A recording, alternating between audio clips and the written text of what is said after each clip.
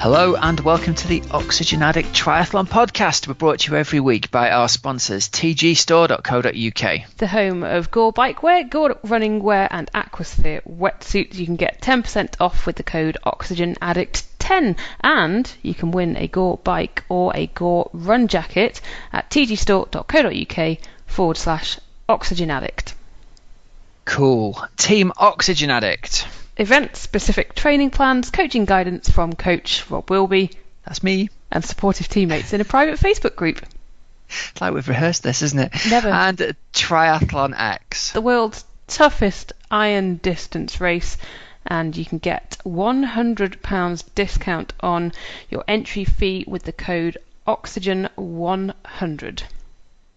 Only 5 places left, so be quick if you are crazy enough to enter. And welcome, Helen. How are you, my friend? Are the legs a little bit sore after the weekend? How could you guess? Are we perhaps going down the stairs on our bottom? No, not quite that bad. Not quite that bad. Not quite that bad, but still, I can feel them a little bit, but I've had them worse. Well, it's only, when we're recording, it's Monday night now, so it's only 24 hours, isn't it? A hard half marathon will probably be the gift that keeps giving right the way through till this time tomorrow. Yay. So I'm fully expecting a text from you at lunchtime tomorrow saying, I'm in the lift to get out of bed. Well, the choice today was, do I walk one way to the tram stop, or do I walk the other way to this tram stop, which has a flight of stairs? And I was like, no, I'm going to the flat tram stop. You know, it would be great. You know, there's adverts in the back of the Daily Mail for like little winch things that help elderly people out of the bath. You could get those set up over your bed. Ironman could brand them for like post-race recovery. That's such a good idea. Did I tell you that the first time I did the London Marathon, my mum genuinely had to lift my legs into the bath for me because I just couldn't move them? I'm not that bad anymore. I remember at the end of the Vitruvian one year begging the woman in the cafe if she had some ice I could put on my thighs because I was in such a state, and she came out with a huge 2-kilo bag of frozen chips. I'd have to like sit in there with them on my thighs for an hour. I gave them back, and I swear I saw her go back in and put them back in the freezer. Nice. That's minging. So I might steer away from the chips if I was you the next time you're racing down at Rutland Water. They might have been near Rob Wilby's legs. Ew. Yeah. Hairy chips for 2, please. That's fine. Oh boy. Yeah. Bit of a good weekend for the old triathlon action. It was exciting, wasn't it? Oh, it was. It was very, very exciting. Do you mean like Super League stuff, Rob, in general? Because that was great. Super League stuff. It was great. Come on, let's do our results and give a shout out to our sponsor, tgstore.co.uk, who Hell's has already mentioned. You get 10% off with the code OxygenAddict10, and you can enter a competition to win a bike jacket or run jacket of your choice at tgstore.co.uk/OxygenAddict. And we've got to be honest, Hells, there is no better rain jacket than a Gore rain jacket, is there? There is no better rain jacket than a Gore rain jacket. Yeah, there you go. My Gore jacket has been hammered this week.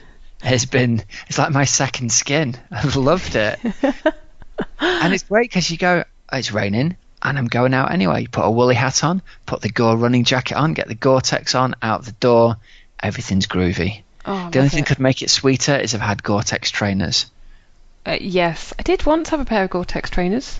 Yeah, me too, and I can't tell you for the life of me why I haven't bought another pair, because they were bloody great. Now, having wet feet's awesome in the winter. Yeah, Why have we not bought another pair? Well, not between us, because obviously you could sleep in my shoes, couldn't you? Like the old woman in the shoe. But why have we not, having bought a pair each and had that discussion last winter how good they are, how have we not done it again? I don't know. You know what? I probably could get a similar pair for, half the price in a really bright colour.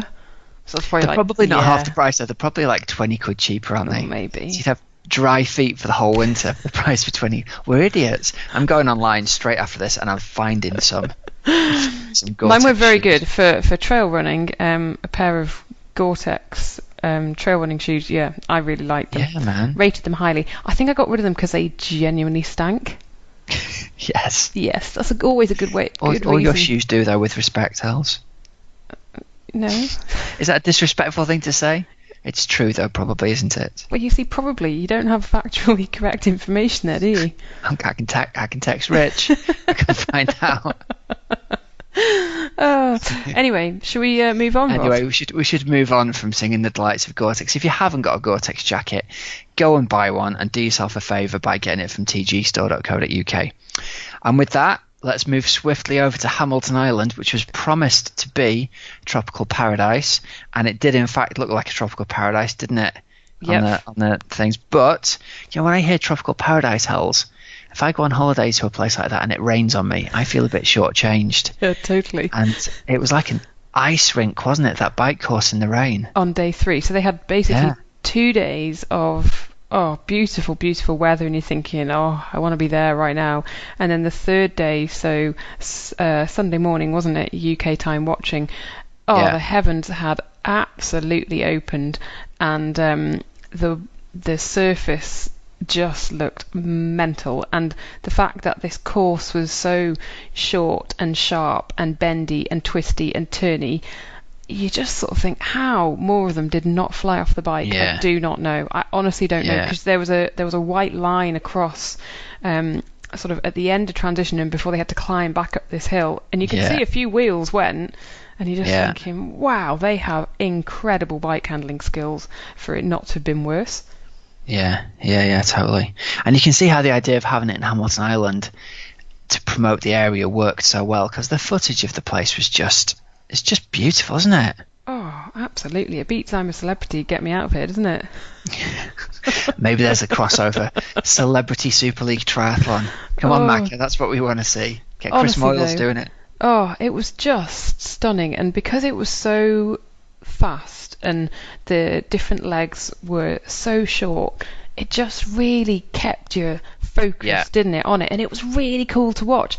And with definitely. The swims and stuff like that, absolutely highlighted how good a swimmer Richard Varga is, because he was still putting, a good, comfortable. He had several body lengths, didn't he? Yeah. After 100 meters, you just think, wow. Yeah, he is absolutely phenomenal. Yeah, so that was really cool to see. And then I think it was really, really interesting to see. Okay, I know he wasn't particularly well, but Ali Brownlee not being at that front on day 1 and actually struggling a little bit, and by day 3 he had pulled out. But even Gomez, it wasn't the Gomez show. Yeah, that was very interesting, wasn't it? That it really was a kind of, you got this sense that people were thinking, what the hell's going on? Like all the lesser known athletes got the chance to show their ability over a shorter distance and really took it to the big names. There was no fear there, was there, at all? No. People were just like gunning for it. They had nothing to lose and they were just going for it, which I think works brilliantly. And it was also very telling that, the likes of Brent McMahon and Terenzo Bozzoni and the longer course guys on the Eliminator, they were, one of the first bunch to actually not make the next round, weren't they? Yeah.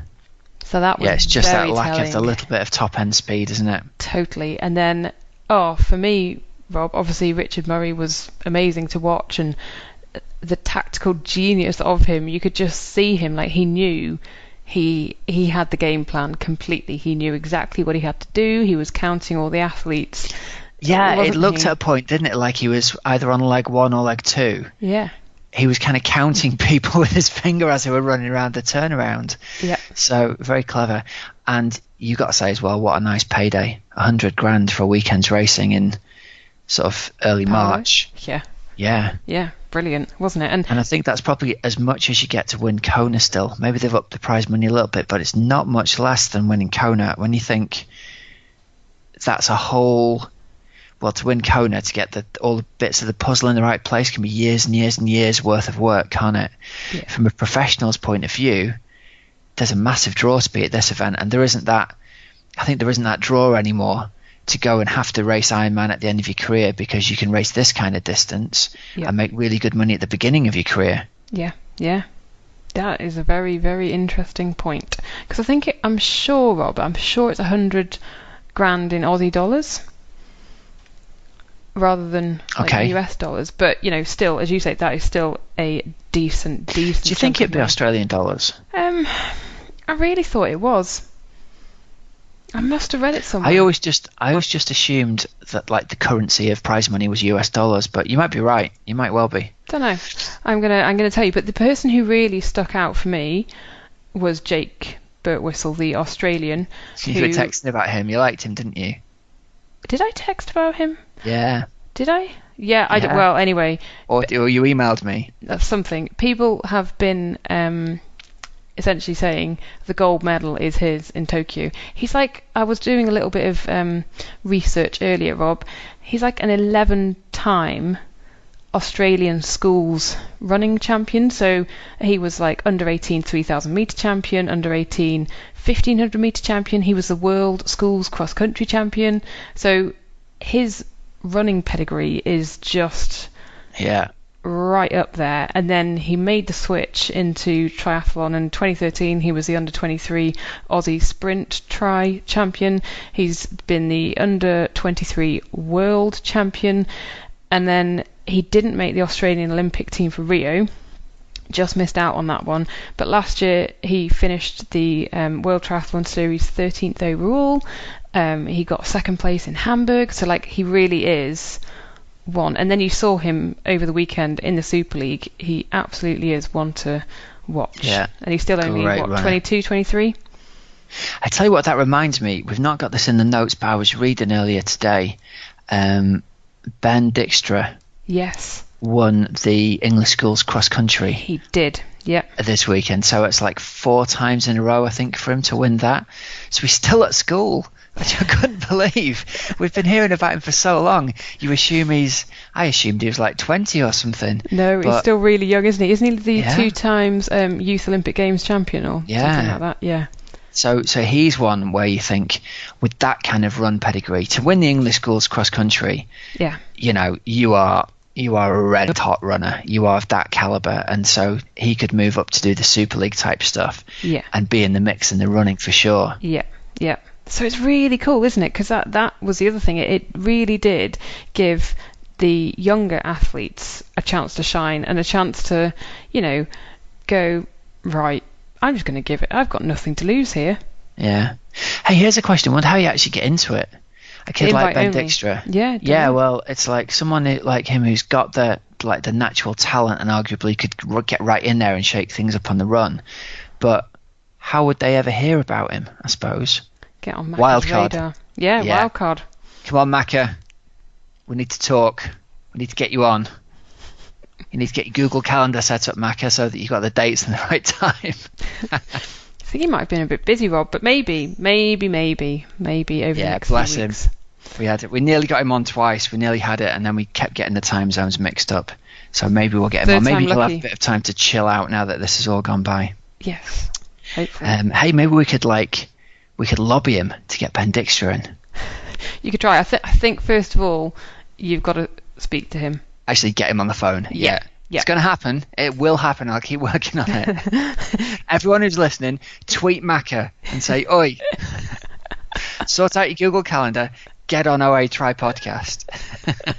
I'd I'd love to talk to him, man. Oh, He's one of my all-time triathlon. I just think he's brilliant.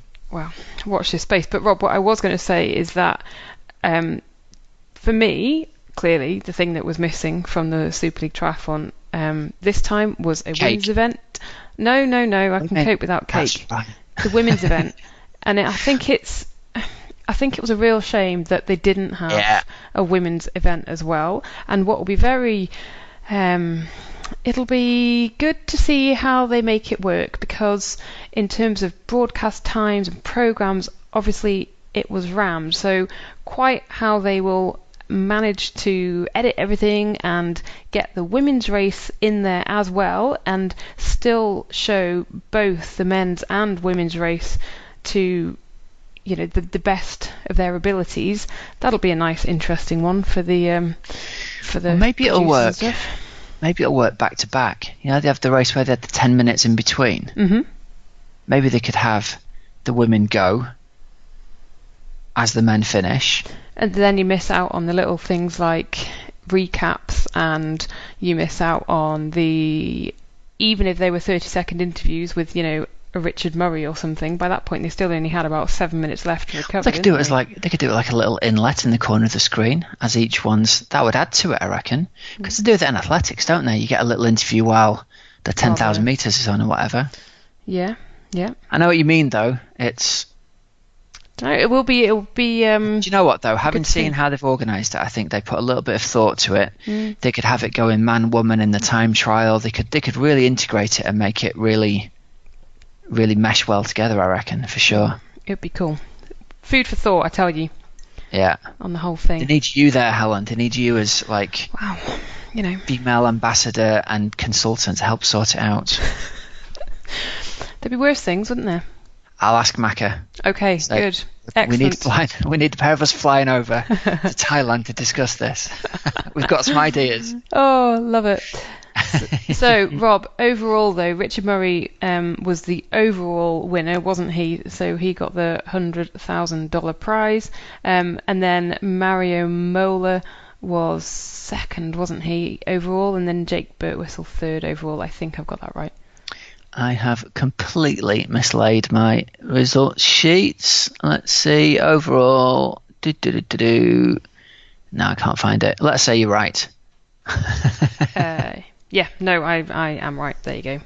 Well done. Thanks. Yeah, I don't know what's happened there. Sorry. No, Had that's it all okay. prepared and it's all gone off the screen. That is absolutely fine. So yeah, Super League, brilliant, and there's still a whole load of highlights that you can go and watch up on the Super League YouTube channel. So yeah, definitely get on that and go and check it out if you've not seen it. Yeah, that's a great idea. It's good turbo fodder as well, isn't it? Definitely, yeah. Perfect for the turbo. You'd be super inspired, wouldn't you? Yeah, totally. Shall we go over to Mexico, Rob? To Mexico. Sí, to Mexico. So it was Campeche, which it was a new 70.3 race in Mexico, where we've already said before that triathlon's pretty massive out there. And there was a nice little win for Tim Don, who he's been working very closely, Rob, with Mr. Matt Bottrell on his cycling. It's out of the bag and we can finally talk about it officially. Yeah. Because I've known about this for a while, yeah. So I think you'll see if you see a picture of Tim on his bike and then you see a picture of Matt or any of his riders on the bike, it's obvious that Tim's been working with Matt and his position is amazing. And he's always had a massive, massive engine. And I think he's got this tiny marginal gain now that, what did he put into the rest of the field? Was it 6 minutes on the bike during this race? Yes, I think it was. Which, 4 minutes. 4 minutes quicker than anybody else. So it's obviously paying off. Matt's coaching and training sessions, I'm sure, will be part of it, and his position is another piece of the puzzle as well. So it'll be great to see how Tim goes on this year and whether he continues with these successes, I think. See whether Tim can help Matt with his swimming.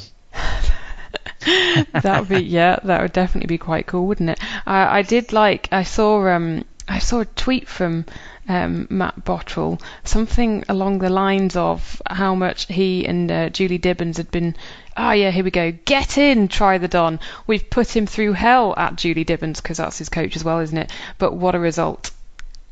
#winner, hard work pays off. Good stuff.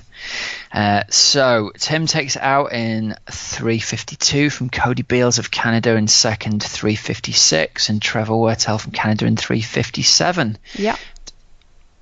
Over in the ladies' race. In the women's race, Heather Wertel won it. Cecilia Perez of Mexico was second. Alison Linnell of the USA was third, and Leander Cave finished in sixth place and said something along the lines of she rode the struggle bus. Not a bad result though, still. Top 10 still. Hey, good result for Team Wertel for the weekend. 2 on the podium. Nice, isn't it? Nice little payday. Yeah, that'd be quite nice. Both got on the podium. It's cool. Good stuff. Right, should we jump over to Coach's Couch? Yep, let's do this. This is sponsored by Team Oxygen Addict. Yeah, team's closed at the moment, but you can go over and check out the information there at team.oxygenaddict.com. We're going to be opening it up in the next couple of weeks if people want coaching through the summer. So go and check it out. We're not exactly sure of the date yet, but it's definitely going to be within the next couple of weeks. So any distance from sprint distance through to Ironman, if you're interested in coach guided training plans, go over and check it out and fire us an email if you've got any questions. So let's see what question we've got this week, Hels. Yeah, so we had quite a few in, so thank you very much for all your questions to at OA Try Podcast on Twitter. Do keep them coming because we like getting them. But this week... It went a bit crazy, didn't it, this week? Yeah, we had loads in. Well, we will come to them over the next few weeks. Loving the interaction. Neil Feekins got in touch and he says, as a mid-pack swimmer and after a winter totally off swimming, I set myself a target of 50k in the pool in February. Initially, I was working hard to swim 2 minutes per 100. By the end of the month, I was swimming 1:45 per 100 for some long sets. To keep bringing my swim time down, can I just focus on swim fitness? Basically, is it just time in the pool that I need? Oh, wow, there's a lot of information there in one little sentence there, isn't there? Wow, 50k in February, first up, after not swimming through the winter. Imagine that, Hels. Imagine swimming 50k. What does that break down to? Have I even done that in a year? 12k a week. So 3 swims of 4k, 4 swims of 3k. When you say it like that, it doesn't sound a lot, but 50k does sound like a lot, doesn't it? I think we've used the phrase before, for the time crunched age grouper. Yes. Then yeah, it seems like a lot.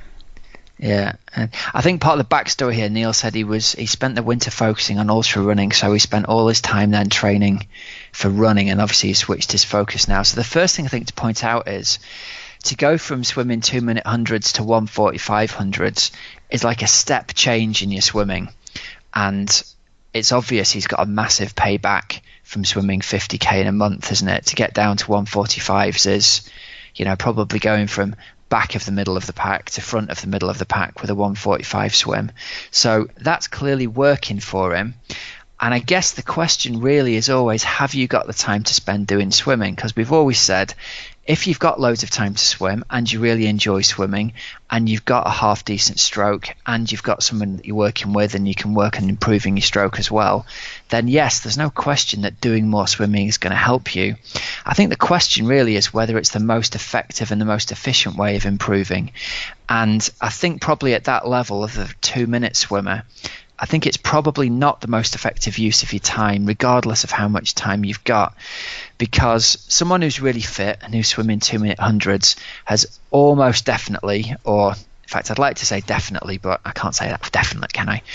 Definitely got some kind of stroke flaw going on that's holding you back from accessing the fitness that you've already got. So there's something going on that's an easy fix technically, that once you change it and when you embed that change over a few seconds, you're going to get quicker a lot faster than if you just practice swimming really hard and train as if you were a runner getting into the water. So all that being said, now you're at the point of swimming 1:45s. I think that's usually about the point where you'll really see gains by doing more fitness training. And I don't know exactly why, but it's my feeling that something happens hydrodynamically around the 1:45 per 100, that you've kind of got the body shape in the water to start improving more by swimming more, if you like. So Neil's kind of through that hump already of getting from 2 minutes down to 1:45. And I think as a pretty good guide, if he swims another 50k in March, it wouldn't surprise me to see him down at 1:38 for 100 consistently in another month's time, as long as his mechanics and his arms hold together and he doesn't pick up any kind of injury or niggle. But I always come back to saying, look, I think the best way to go about this is get a good coach to look at your stroke. If you've got access to a video camera, either film yourself or get someone else to film you under the water and have a look yourself at what's actually going on.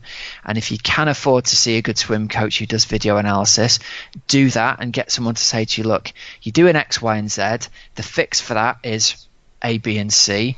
And then go away and practice those things and you'll progress a lot faster than just by ploughing up and down the pool. Okay, but keep us updated, Neil, because it sounds like you've had a massive change in your swimming there. So let's see if you can keep on improving, mate. Good work. Rob, I genuinely think it took me about 3 years to get from like a, I don't know, was I like a 155 maybe, down to more like a 145? 155, 156. I think maybe the difference here is reading between the lines. I think maybe Neil last season was a 145 swimmer, and having stopped swimming when he first got back in, he's kind of dropped back to 2 minutes. You know, like you do if you have a period of time out of the pool. Yeah. And I think quickly you get that feel for the water back. And, well, obviously it's worked for him, so I'm not going to criticise it. And if you've got the dedication to get in the pool and you enjoy it, I've had periods in my life where I enjoyed nothing more than getting in the pool every day. So good on you, man. It's made a real big improvement. But if you don't keep on seeing those improvements by doing more swimming, I think then's the time to pivot and think, right, I'm going to try something different. Let's get some video analysis done. Let's see a coach. Let's change from swimming lots of long aerobic miles to doing some fast sprinty type stuff. Any kind of change is going to be something that moves you through a plateau, I think.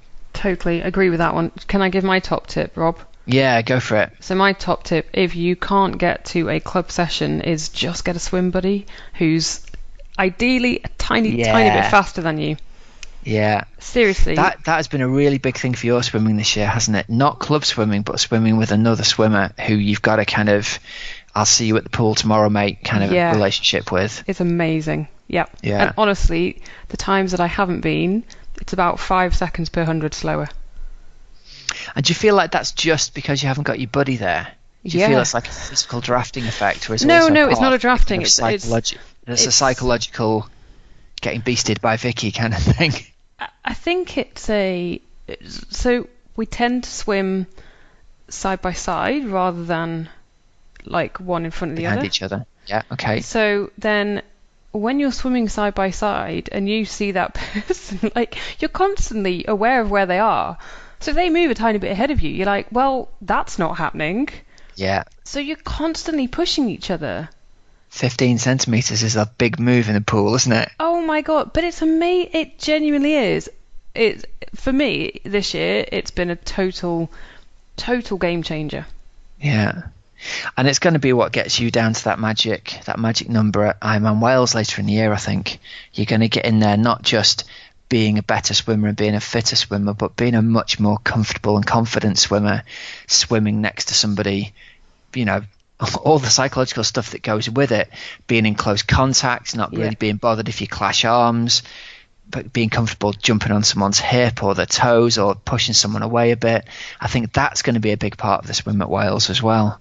Yeah, I'm just ignoring any prospect of chop, because chop and pools are a little bit different, aren't they?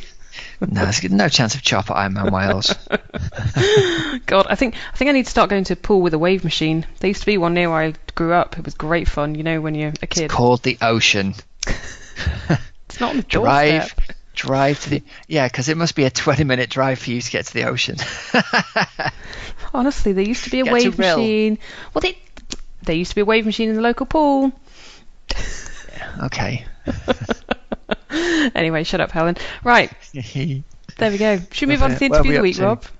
Yes, interview of the week is with... I think Rob's been on a bit of coffee, or maybe something stronger. The interview of the week today, this week is with Catherine Jameson, who is a pro triathlete. She is the wife of Joel Jameson, who has now retired. But Catherine, in her own right, is an amazing swim biker, and we'll talk a little bit about that in the interview. You'll hear about that. She went to Loughborough Uni as a swimmer, and after many years at Loughborough Uni, has sort of emerged as a triathlete. She's racing pro, and this season the big aim is to win a 70.3. Oh, here we go then. Interview of the week with Catherine Jameson. Cat Jameson, hello and welcome to the Oxygen Addict Triathlon podcast. How are you? I'm great. How are you? Yes, I'm good, thank you. So tell us a little bit about yourself, because how did you get into triathlon? Well, I've now been doing triathlon for roughly 7 years, and I sort of got into it by accident. It wasn't planned at all. I was at university, where I actually still live now, in Loughborough. I did my degree and my master's degree here, and I chose Loughborough obviously because it had a great course for what I was doing, but also because it had a great swim squad, and I've always swum. My mum sort of got me swimming when I was really young because she couldn't swim. So I've always swum to a decent level, and I came to Loughborough and I was in the high performance squad as a sprint swimmer, a 50 fly, 50 free, 100 fly, 100 free swimmer.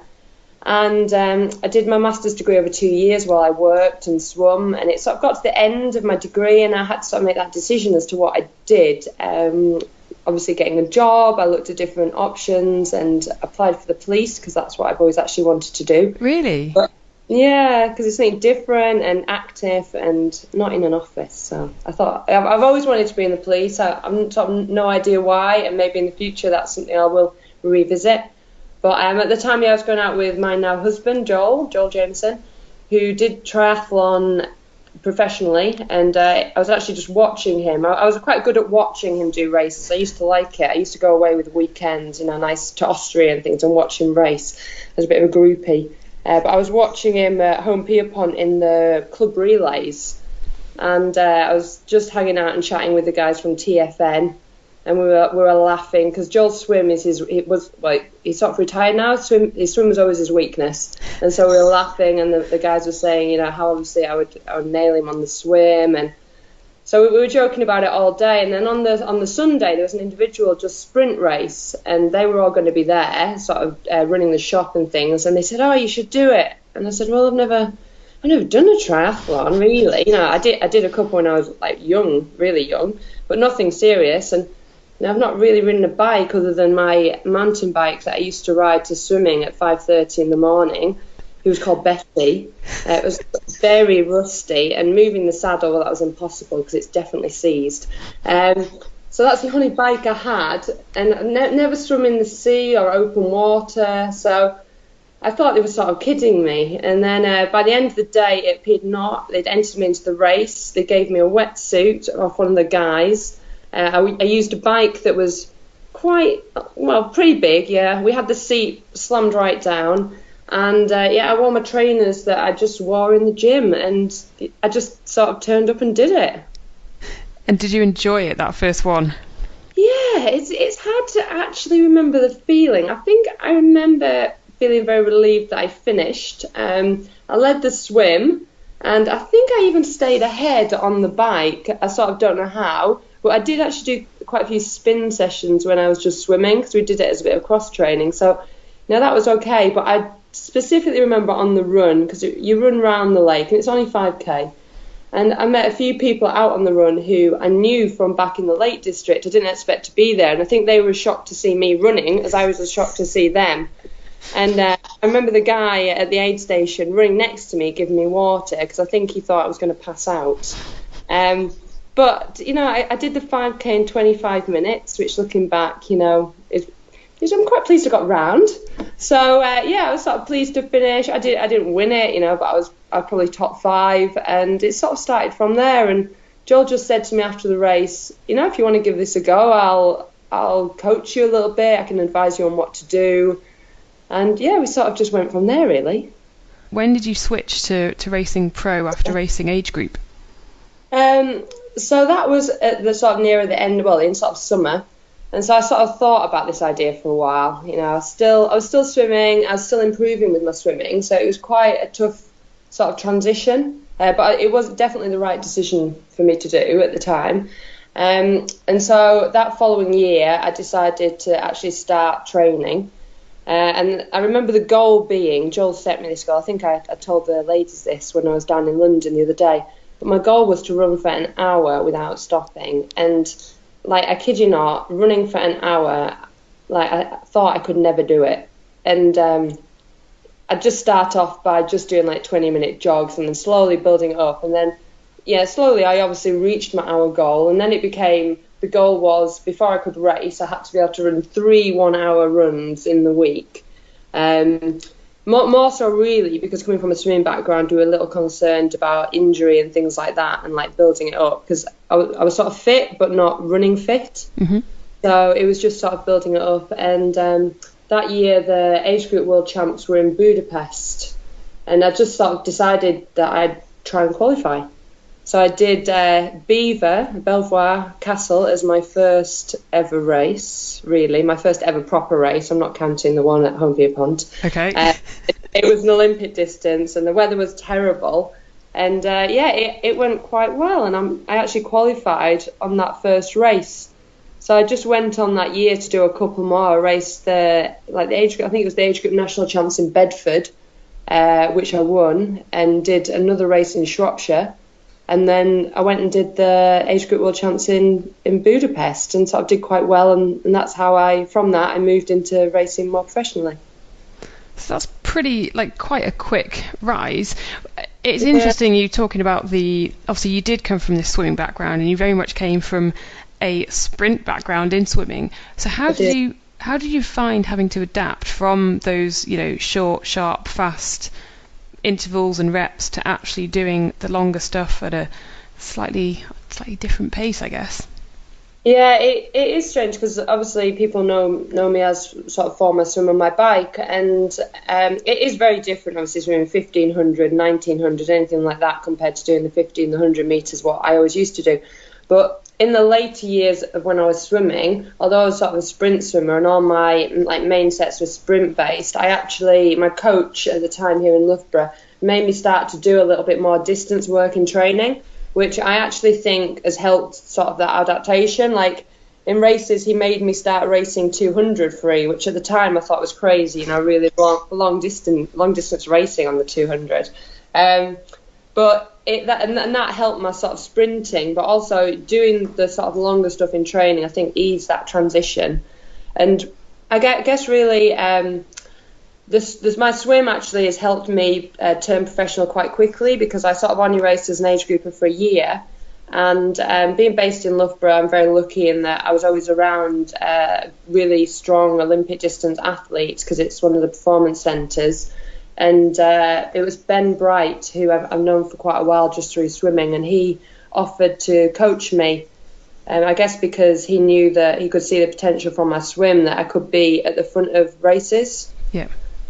So it started like that, but I started doing drafting races, which I did for a little while, but then obviously I've just changed now to the more non-drafting side of things. That's really cool. And the running side of things, I think that's really, really interesting, because I guess as a child, you would have spent so long in the water that I don't know, did you do things like cross country as well? Not in the time I was at uni, so I did my degree over 3 years and my master's degree over 2 years. And in that time, I didn't really do any running that I can remember. I maybe did the odd warm-up before a gym session on the treadmill, things like that. But I did when I was at school. My school was very into sport, so I played a lot of netball, and I was very active as a child, and I did do cross country through school, so I did sort of have a little bit of a running basis. Yeah. But having not run for so long, and obviously spending so long in the water, it is quite a transition, and it's something I still struggle with now. Like, people who know me and see me race know that my run is my weakness, but hopefully I'm hoping that it's building year on year, and we're trying new things and just working out how to get me sort of faster and stronger. And what kind of specific stuff are you doing then on your run to get faster and stronger? Well, originally with my previous coach, I was doing quite a lot of shorter reps, because he sort of believed a lot of it was in my foot speed, which I think it is, but I did quite a lot of 200s and short reps on the track, which improved me to a point, but I think I need to do a lot more sort of race-specific sessions, which is sort of the approach we're taking now. I'm doing some short sort of fartlek sessions, but then like tomorrow I'll have a session where I'll do so many kilometres at 1k at race pace, and then 1k a bit easier, 1k at race pace, 1k a little easier, and then slowly it's building up to 2k at race pace, 500 metres a bit easier, then 3k. So it slowly build up. So I'm running, I think we're aiming to run sort of 6k around race pace, in one block, and then maybe a k easy, then do another 6k. So just a case of building it up, because I've got a bit of a tendency to set off too hard and die. I think a lot of people can relate to that. You kind of think, oh, it's fine, I'm feeling comfortable. Yeah, I often set off and, you think you're amazing. You think, oh, I feel great. And then sort of just after halfway, you realise that maybe you set off a little bit too quick. But I don't know, this year maybe I'll start picking up my watch in transition, because I never do that. And so maybe that's a good tip for me to take on for myself, to pick up a watch, and so I can actually monitor my pace. So at the moment, up until now, everything's been on feel on the run? Yeah, always on field. Like training's not obviously training. I train with my Garmin and my heart rate monitor and everything. But yeah, in a race, I tend to race to feel and just try to go with it. On the bike as well? No, on the bike I ride with power. Mm-hmm. I didn't originally, but since being coached by Mark Pierce and then now Joel, my husband, I've always ridden with power. And so there is a bit of a plan on the bike because I do have a tendency to often start off a little hard on the bike as well. So it's a good way to sort of control it, and I think it works well on the longer distances. Yeah. And Kat, with the longer distance stuff, so obviously you were racing a lot of Olympic. As a pro, there aren't really that many. It's difficult, isn't it, to actually make a living from racing the shorter distance? Yeah, it is. It's being a pro is amazing. I've got a great lifestyle. I've got support from amazing people, great sponsors, friends and family, all really supportive. But it is hard to make a living, and it is a lifestyle choice, really. And I do make a living, obviously, doing what I do. But in the shorter distance, when I was doing it drafting in my first few years, I was lucky enough to have a French Grand Prix team, which a lot of the girls do have. It's a great way to sort of get into the sport and get into fast racing as a pro on that sort of level. And they were good because they would pay you a fee, so that was very helpful. But I sort of didn't enjoy that racing. So then when I turned into the non-drafting, I stayed with Olympic distance and really targeted the 5150 series, mm-hmm. which meant travelling, because a lot of them were in America, less in Europe. And then there was the main final, which was the High V in Des Moines in Iowa, which paid good money. Top 30 qualified. After sort of a certain amount of races, you collect points, and then in the final, everyone would win some money, obviously depending on your finishing position. So that was my target races really for the year, just to survive, because you've got to pay the bills. So enjoy what you're doing and pay the bills. So, would you like to see more domestic races at the shorter distance, or just generally more international races even at that shorter distance still, or do you feel in a way that you're sort of forced to step up to 70.3 and Ironman? Yeah, well, funny you should say that, because I think stepping up again was at the right time for me. I think my style of racing, my bike suit the 70.3 racing. I probably wouldn't have said that if you asked me 2 years ago before I stepped up. But I had to step up really because the 5150 series folded. It was an Ironman sort of base series, and they lost their main sponsor, Hy-Vee, which was a supermarket company in America. And so they couldn't afford to really run those races anymore, even though they were massively well attended, by age groupers and professionals. So yeah, it would be nice to get some of those Olympic distance races back. And I know there is a lot more of them now in America, just less so in Europe. So I guess that is why I stepped up to doing the half distance, and it means I can race more in Europe without having to travel to America to try and, compete. And you've targeted quite a few of the challenge races, haven't you? Yeah, so for my first 2 years, I sort of saw the challenge races as sort of more friendly races. And 2 years ago, when I did my first race, I'd been training in Fuerteventura, which is now I train out of Plaitas, which is one of my sponsors. It's just a lovely place to train with great people. So I decided to do the challenge race there as my first half. And I just enjoyed the experience and the atmosphere, which is sort of why I've stayed with challenge races for the 2 years I've been doing the half distance. And it's been really good. I've really enjoyed all the races that I've done with them. But this year I have bought my Ironman licence, so hopefully you'll see me racing some Ironman 70.3s across Europe. So you'll mix up the two this year, a few challenge and a few Ironman. Yeah. It's my goal this year isn't to qualify for Chattanooga. It's more just because some of the races for the 70.3 Ironman fall better in my race calendar. Yep. So it sort of made sense doing them and sort of branching out a little bit, because I've had great results on the challenge scene, but I actually think, Joel also thinks that there's a lot more coverage and you get a lot more publicity through the Ironman races, which I really don't know why, because the challenge races are just as good and popular. So it's a good way for me to race and hopefully raise my profile a little bit. Who do you train with on a regular basis then, if you're still in Loughborough? Jodie's here, which is really nice, Jodie Stimpson. So when I can, I train with her. But I actually spend quite a lot of time training with guys. And so I'll train with, like I've been biking and swimming with Lawrence Vanous, who's a Jordanian athlete. He just competed in the Olympics this year. He's really, really good to train with. He's a strong swimmer. So I sort of hop in and try and do things with him. And then I run just with a running group here based in Loughborough. But if I can't sort of find people to train with, I do just crack on and do it on my own, which I'm quite good at doing. Do you prefer it in a group though, or with other friends? I do, yeah, especially for things like the long, steady rides. I think having people around you and people to train with, that's really good. And for swimming, coming from a sort of swimmer squad background, I'm used to having people there to swim with. Like I can hop in and swim on my own any day of the week, but it makes it so much more enjoyable knowing that you're going to go and meet someone. And I'm very flexible nowadays with my swimming. You know, if I know there's a group swimming, I don't mind too much what the session is anymore, as long as I know like that they always want to swim hard at certain times in the week, so I'll just join in with whatever they're doing and know that maybe I'm having a recovery swim or a hard swim just based on what they're doing. So I'm quite flexible with my swimming, which makes it easier for me just to join in with the different groups that are here. And you mentioned doing a little bit of training with the guys. Is that a conscious decision to basically just try to always improve and, you know, train with people on the bike who are potentially faster than you? Yeah, that is one reason for sure, and in the past it's always helped, but I think maybe until Jodie came here, Loughborough's quite a male-dominated sort of area.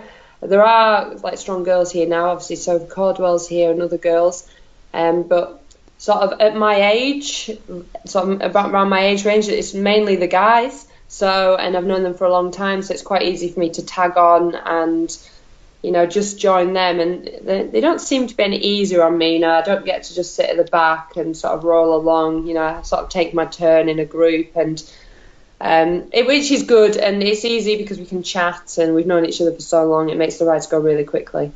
But you know, if I'm doing a session, I do tend just to say either I'll maybe warm up with them and then do my session, or I'll just carry on and do my session on my own.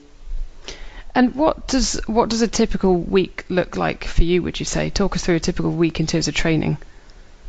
Oh, it's at the moment it's a little varied because I've had sort of 2 weeks fairly easy after coming back from a training camp.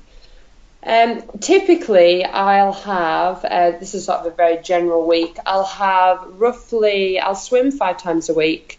2 of them will be relatively hard, and 1 of them will be like a sprint base. One of them will be more of a threshold set, and 1 of them will be sort of aerobic longer reps. Mm-hmm. So I guess that's sort of 3 main sessions. Then there'll be 2 other sessions in there. Sort of varies as to what that'll be.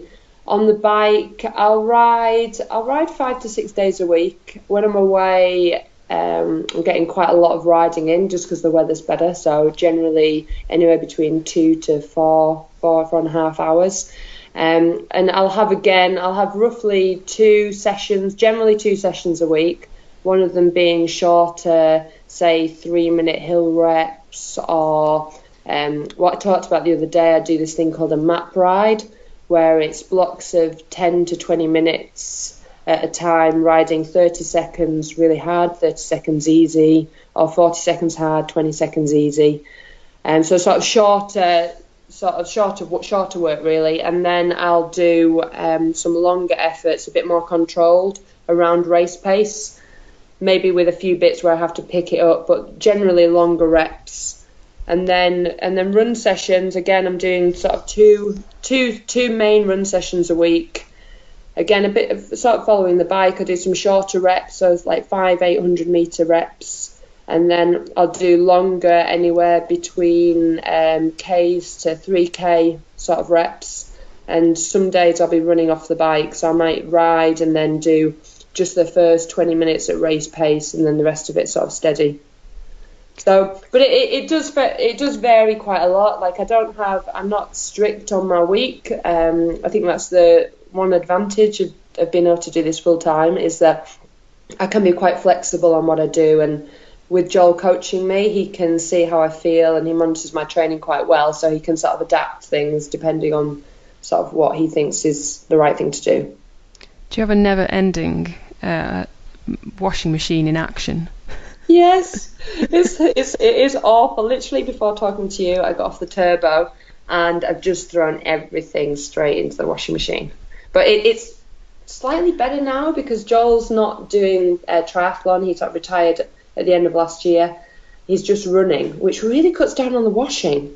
So you can maybe put it on once a day instead of twice a day, because in winter, like this time last year, I remember if we were both out riding, you know, you can easily fill the washing machine with really dirty kit. So I guess it is a little better. And when you were both training at the same time and both sort of living the pro lifestyle, was sometimes it quite difficult to basically be husband and wife and training as well and everything? Yeah, there's definitely times, like even now it can still be hard, because I think until you have your other half coach you, it's a bit of a strange dynamic, especially at first. Like, we try to plan meetings, so we try to have it as a separate sort of side to the relationship. So maybe we'll say, you know, okay, we need to discuss something, so we'll go out for coffee and have a proper meeting sort of thing about it. But it's a little better now, because before it was hard. We were both trying to do it professionally, and you just get tired. And we spent a lot of time together. Often I'd jump on his rides and ride with him as well, so he never got any peace, because I used to say, I don't want to ride on my own, so I'll just ride with you. And he was probably thinking, I just want to escape and get away and ride on my own. But we never really run together. Every now and then he'll come and do an easy jog with me. We call it a yog when we go yogging together. Sounds so romantic. Go for a little yog down the road. So it's sort of different dynamic now. Like, Joel's much more relaxed about training. He's not really riding his bike too much, although he's actually at the moment, because he's away in Mallorca running a training camp, so he's riding his bike. But since he raced at the end of summer last year, I've not convinced him to come out on any rides with me. And swimming is a definite no-no, so it's not even worth me asking. It's amazing, isn't it, how, as a pro, you sort of are programmed essentially to do everything, and then when you can let, if you're not from a swimming background or something, and you can let it go, it's like, doesn't matter about that anymore. Like he'll get in the sea. Like, if I said to him, right, I'm going to go, it's a horrible day, but I'm going to go and get in the sea today, he'd be really up for it. But if I ask him to just nip down the pool with me, I don't think I'd ever get him back in the water. He says that one day he will start swimming, maybe just for fun and for fitness, but I think he's been scarred by, trying to swim for so long that, it's hard to get that back. And he's got a real love for the outdoors, so running is much more appealing to him these days. Amazing. So in terms of your race season this year then, first up is it Challenge Gran Canaria in a few weeks' time? Yes, it is. Yeah, I'm quite looking forward to it, actually. It's run by the same organiser that ran Challenge Fuerteventura. And I've never been to Gran Canaria, so it'll be quite a cool experience to go there and race. I guess the aim for that race this year is just to see how training's gone and see where I am. I've had a bit of a tendency on the last sort of 2 years to be fit quite early. I've raced quite well in sort of May, June time.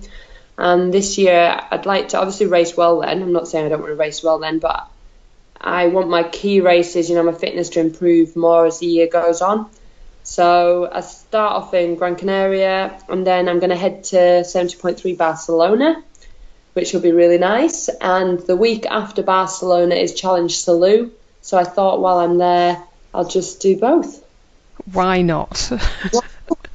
Yeah, so I thought, maybe I'll have a few sangrias while I'm out there, a bit of a relax, and I won't have to do too much between the two races, I'm guessing. So, and they're so close to each other that it seems silly for me not to be there and do them both. So that's sort of my first three races of this year. And the big aim is to win one of those bad boys? Yeah, I keep getting really close and falling at the last hurdle. Like, the amount of races last year, I was leading until the sort of final so many kilometres on the run.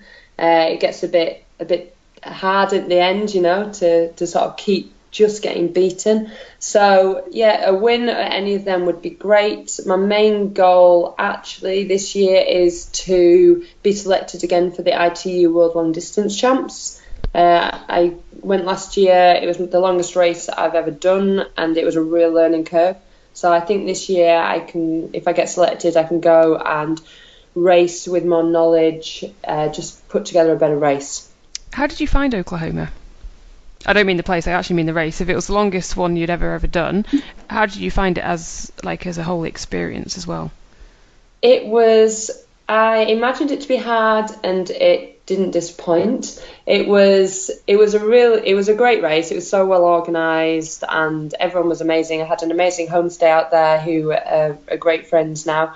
But the race itself, I guess I underestimated the humidity of Oklahoma. I think any of the athletes, especially the British athletes who went out there, because there was quite a few age group athletes out there as well. Yeah, the humidity, it was so humid. Like, it was around 30 degrees on race day, but about 98% humidity. And so you see people, like in the days before, I'd go out for a 20-minute jog and I'd come back and I looked like I'd just gone swimming. You know, it was so hot. And ironically, we swim in a lake, and again, it was probably the roughest swim I'd done. It's like it was rougher than any sea swim. And you literally couldn't see the boys. It was very, very bizarre. And it was quite long, which worked well for me. So it's a 4K swim. And then heading out on the bike, it was 120K, which is a bit of a big step up, really, from the normal 90K. I'd done, obviously, I'd ridden, I'd been up in my riding, so I knew I could ride that distance, but I underestimated how much I needed to drink. I think. Oh, really? Yeah, like I decided in the days leading up to it, this wasn't in the original plan, I decided that I wanted to carry 3 bottles, which I would never normally do, and I was adamant that one of the bottles was going to be Coke. Just because any run I'd done previously while I was there, just in the lead up, I was just so thirsty that I thought, I have High Five in my bottle, but I just wanted something that was sort of fizzy, or, you know, something to quench my thirst. And so I carried a whole bottle of Coke, and then I carried energy in my other 2 bottles. But yeah, I think I went through about 7 bottles on the bike, which was quite a lot. And then on the run again, it was just a case of trying to pick up as much fluid as possible. And so this year it's going to be in Penticton, right? Yeah, in Penticton in Canada. So should be cooler. Well, don't know. It can get very hot there in the summer. How do you know if you've qualified? What do you have to do to qualify for it? So there is criteria. I've already sort of said that I'd like to race, and I guess the criteria I haven't received yet, but it'll be very similar to last year. So it'll be based on my racing. They generally look at 2 years, so looking at how I did in Oklahoma last year, where I finished 9th. But you know, I was actually very much in the race last year, so I hope that gets taken into account a little bit. And then my positions this year in 70.3 races, in the challenge and the Ironman races and things like that, I hope that'll all be taken into account, and then it'll just be a decision by British Triathlon. Do you see yourself perhaps in a couple of years doing full long distance races? Well, many people ask me this, and at the moment I don't. I would like to give it a go, to say I've done it, and I know basically that I could complete the race, but at the moment I wouldn't be able to do it justice, if that makes any sense at all. I'm fit enough to go out now and do the distance, but the run especially really scares me. Like running a marathon after riding and swimming that long, I admire anyone who does that. So, and I've never run a marathon ever, not even just on a run. And 30K in Oklahoma felt a long way. So maybe ask me again after you give me a few drinks. No, maybe in the future. I would like to say I'll be willing to give one a go, but I just, at the moment, I haven't nailed my 70.3 racing, which I know I have. Like, I've got the ability to do, and I just need a couple of races, I think, where I can actually feel like I've achieved what I want to achieve, if that makes sense. Yeah. Do you find in the latter stages of the run, at the moment, do you have a few mental demons sort of getting at you as well? Yeah, I'd probably say that is the case, and it's something that I think I do struggle with anyway. Ironically, I did my master's degree in sports psychology, and I'm probably not very good at taking my own advice. But yeah, Nobody is. It's okay. No, I know. I think I lack a bit of belief sometimes. And in the past, I know on the run, it's been a bit like I'm waiting for people to catch me. You know, I know they're probably running quicker than I am. And it's as if I'm trying to hold on. And I think I just need to go into it believing that, you know, I can stay ahead, which is where it goes back to the sort of run sessions that I'm doing now. You know, just maintaining sort of the pace that I know I want to hold. And I guess hopefully by doing that in training, it's given me the belief that I can do it. And, you know, it'll help me through the race. I think there's so much on the mental side of things, isn't there, that we can all learn and improve on? Yeah, definitely. It's really hard, and it only takes one or two sort of races that you consider to be bad races, I think, to sort of have an effect. And I think even the most confident athletes still suffer at times, you know, with negative thoughts. And ultimately, it's those people who deal with it best who have the better races. So I think, you know, you've got to practice it in training as much as anything else. And you've got to believe, I think, in training that you can do it and that you're strong enough to do it. And that all helps, and putting it into the race is just a bit easier. Do you pick the brains of the likes of Jodie now that she's, you know, in Loughborough, and can you pick her brain? Not too much, really. I must admit, I talk to Anya quite a lot because she's very similar to me.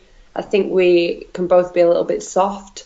And, you know, she said in the lead up towards Kona when she came fourth, I think she's got such a great ability, and it was the mental side. And I think she worked on it, and, you know, just visualising the race and sort of visualising doing well and, you know, believing in it is what she said helped her ultimately, you know, sort of crack it. And it's easy to crumble, and it's only you who can stop yourself crumbling. So I think it's just, you know, you really got to work on it, I think, and try to put it into practice. It's like that fifth or sixth discipline, isn't it? Yeah, it is. It is just trying to fit it in and get it right. And, you know, a lot of the time after you've done a session and training, the one thing you want to do is just relax. You don't want to then think about the race. And I do think about my races, usually sort of in the lead up to them, so the days before, I'm then thinking about them. But I think the key is to put that mental practice into sort of action when you're in sessions. Would you have one tip for age groupers generally when it comes to triathlon and training, or any aspect of it, a little tip? Yeah, well, I gave a tip at the Women in Triathlon event, and I think my tip was the best because it involved eating nice cakes, because that's what I do. I tried to set myself mini goals and give myself treats. I'm a big believer in a balanced diet, and that doesn't mean cutting out the things that you enjoy eating. So, you know, I tried to set myself like little goals for sessions or like a longer term goal, and then today I had an alright turbo session, so, you know, if I feel like something, a little treat later on, you know, I think, well, I had a good turbo session, give myself a little treat. But I think the main key tip really is to keep it simple and keep it fun. And if you can do it with friends or with a group, a squad, you know, people you work with, it just makes it easier. And especially if you're getting up early in the morning to go running before work, or having to come back after work, you know, a full day at work, when I know a lot of people are really tired, and going out for the run isn't always the most appealing in the dark if the weather's not too good. But if you know you're meeting people, a friend, just have a nice chat and a run, I think that's how I think it's a great way to get into triathlon and do it. Brilliant. Final question. You've obviously, now you're doing it all as a pro, you obviously get a little bit of support along the way, and you're a member of Team Pedal Cover, aren't you? Tell us a bit about what that means to you for having their support. Oh, well, you know, I couldn't do it without the support I've got. I've got some amazing sponsors. Sato is my bike sponsor. They're an Italian-based company. They make my time trial bike, and it's all specifically made for me. I get handmade wheels from Spin Industries. I get my nutrition through Blue 17. No, that's my swimming. That would be interesting. I get my nutrition through High Five. Ride ISN saddles. I'm a member of ASICS and ASICS Front Runner. And Pedal Cover are obviously my main sponsor, my main support, and they're just an amazing company. They do home insurance, bike insurance, and they're very unique because they cover you worldwide. They cover your actual value of your bike, and they cover you in races and, when your things are in transition.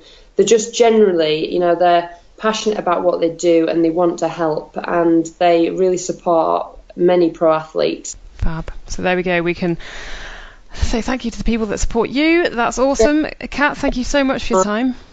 Thank you very much. Really enjoyed it. Rob, I really enjoyed doing that interview. Yeah, she's fun. And I tell you, the bit there where we were talking about the mental side of things towards the end of it, I think we can all take a lot from that, because, how often is it? Even I had the other day, at the last mile of the half marathon I was doing, I got ran down by, I think, 2 women. Definitely one came past me in the last little bit. And I guess I've been on the other side of that, chasing other people down in the last little bit. And I think there is a lot of mental games going on at that point. And, if you sort of think that if you're really confident and you're feeling really good, no one's going to come past you. Yeah, it's all mental. It is, isn't it? It's all mental at that point. Your physical body is simply a projection of your mind carrying your consciousness forward. It's all mental at that point. I'm more and more convinced of it. And this leads on from what we were talking about last week, doesn't it? About the mental effects of working with a coach and working with another person. I'm absolutely convinced that the mind is leading the body with all of this stuff these days, and training is simply a part of training your brain to accept your body can do more than you currently accept it can do. Yeah. Well, so I just thought that bit of it was really, really interesting, and I know she's been working really hard, as she says in it, on her running to, hopefully stop that being chased down towards the end of it, because she's such a strong swimmer. She, was training with the national squads in Loughborough, and she's a really, really strong biker as well. So it'll be brilliant to see it all come together for her. Yeah, cool. And she was part of your Women in Triathlon panel down in London last week, wasn't she? How did that go? Oh, Rob, it was amazing. Pics looked great. You were all glam. I was very impressed. You were all glammed up, mate. I wasn't glam.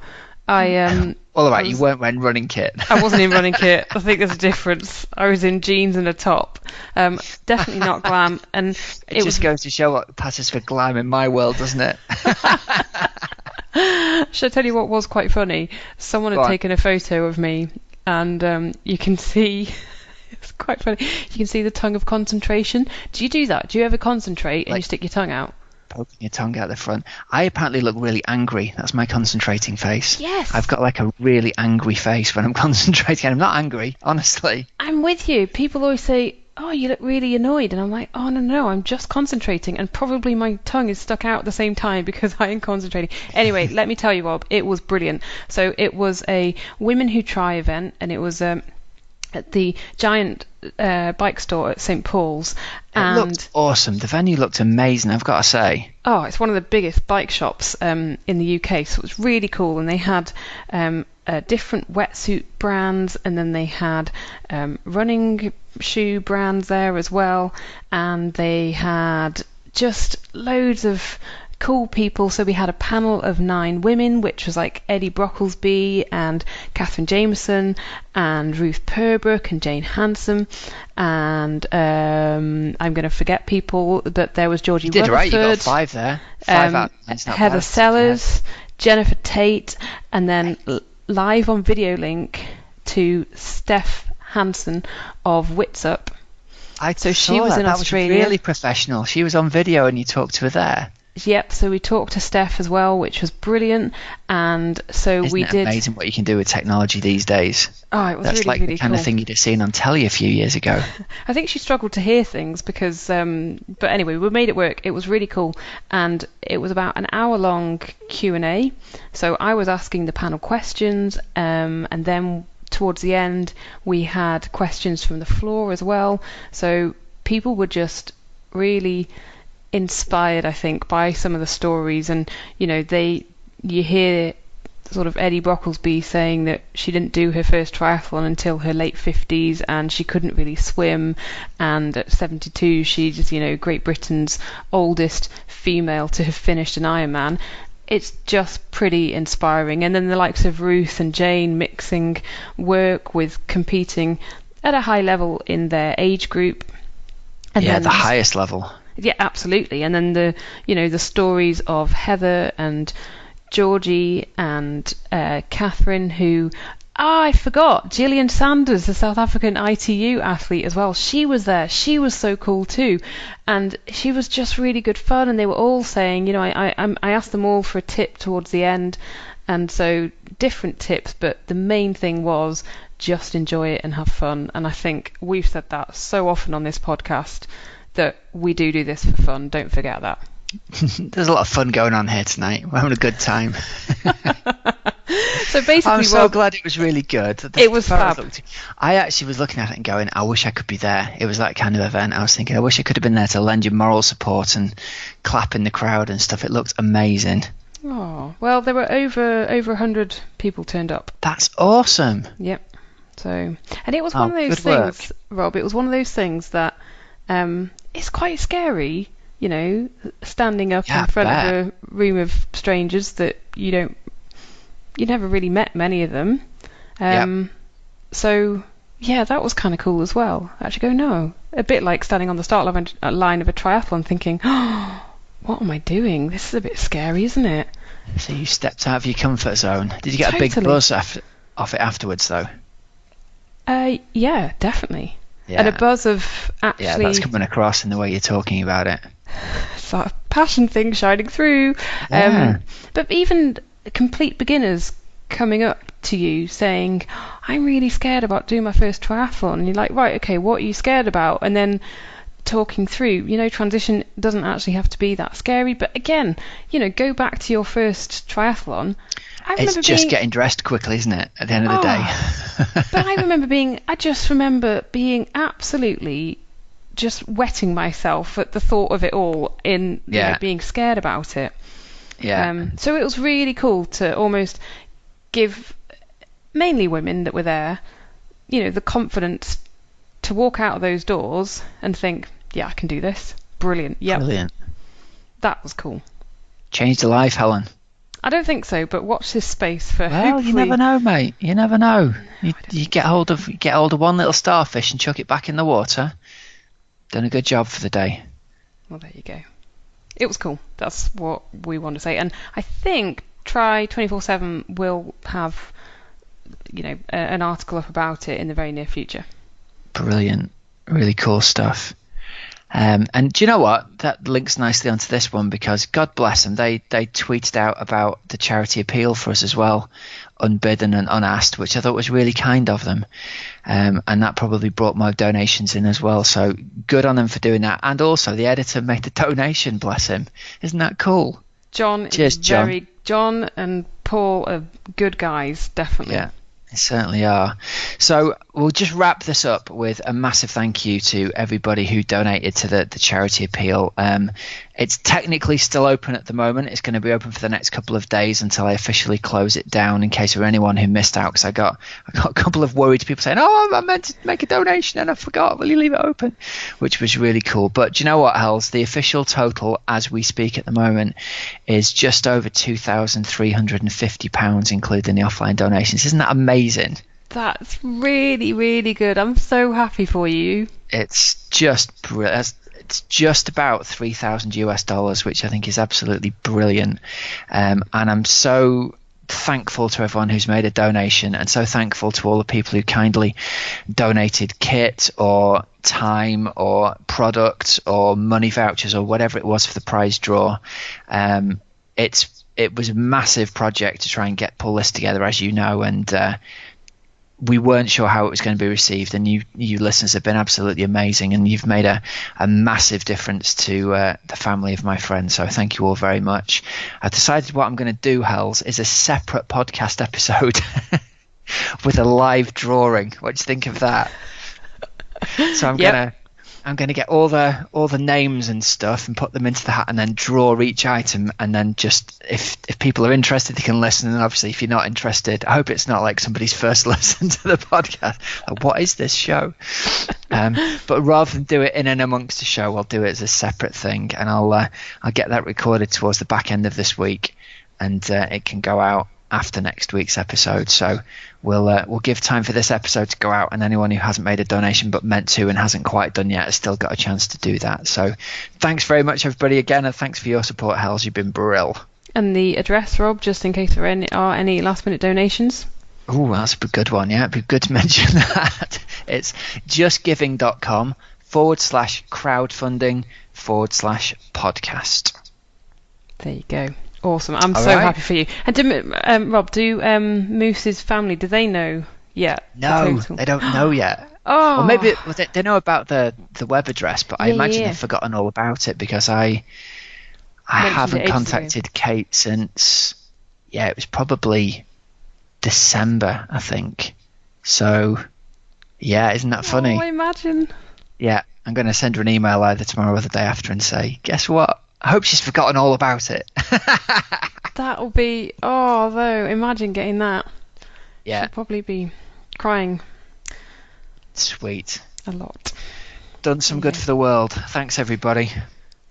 Right, that seems like a good place to wrap it up for the night, doesn't it? I think it does. Just one more thing that we should mention is that Triathlon X, which is the world's toughest iron distance race, if you're sort of a fairly new listener, then go back onto iTunes or onto the Oxygen Addict website and go back through a whole load of episodes, because around about June last year, Rob did Triathlon X and he recorded all the way around, and it's really quite cool to listen to. So, anyway, if you want to do that race this year, to get a taste for it by listening to Rob's podcast, you can get a £100 discount on your entry fee with the code Oxygen100. Yes, it's more likely to put people off entering, I think, isn't it, than actually encourage them to do so. No, it just depends how crazy a race you want to do, doesn't it? It's a certain kind of mindset wants to go and do that, isn't it? Yeah, it's definitely. And fun. Rob, I want to say one other thing, which is hello to Kat, who I met the other day, and she says she listened to the podcast. So hello to Kat, who I met at Giants Impulse. And we should also mention, if you want to enter the Holcombe Half Triathlon, you can get a free T-shirt, can you? Can you remember the code? Free male T and free female T. There you go. So you can enter that as well. All right, brilliant. So you've been listening to the Oxygen Addict Triathlon podcast. Our sponsors have been Triathlon X, Team Oxygen Addict, and tgstore.co.uk. Thanks very much for listening. Have a great and inspirational training and racing week until we talk to you again. I'm Coach Rob Wilby. I'm Helen Murray. And thanks very much for listening. See ya.